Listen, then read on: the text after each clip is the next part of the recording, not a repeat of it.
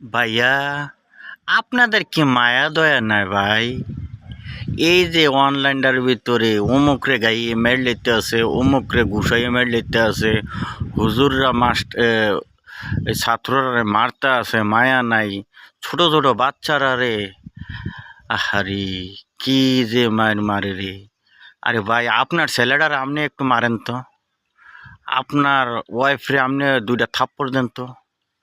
এইভাবে যেন মারেন, আপনাদের কি কলিজার ভিতরে একটু মায়া নাই? এত একটা সুন্দর দেশ বাংলাদেশ, সোনার বাংলাদেশ, আপনারা মানুষ কেমন কইরা, আহারি কি মায়ের মারে রে বাপ রে বাপ। দেখলে কত কষ্ট কষ্ট লাগে রে ভাই। আসলে মানুষের প্রতি মানুষের ভালোবাসা নাই, মানুষের প্রতি মানুষের মায়া নাই। কারে মাইরা কে বড় লোক হইব, ভাইয়েরে মাইরে আরেক ভাই বড় লোক হইব, বাবারে মাইরে ছেলে বড় লোক হইব, ছেলেরে মাইরা বাবায় বড় লোক হইব। আসলে ভাই, এই দুনিয়াটা কিচ্ছু না রে ভাই।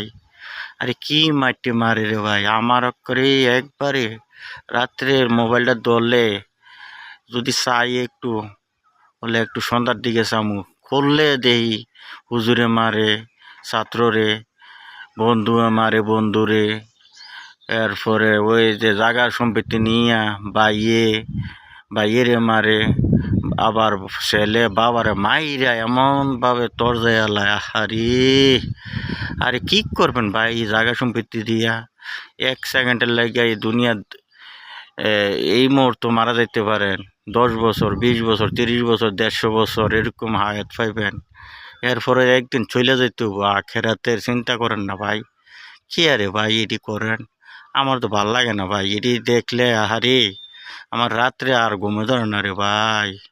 আহারে, আরে কিছু মানুষ নামাজ রোজা পড়েন না, পইরা লাভটা কি? আসলো তো নামাজ রোজা পইরা লাভ কি? ফলে এতক্ষণ মসজিদ তাই এতক্ষণে তো ভালা, এরপর বাড়ি হয়ে গেলে শেষ।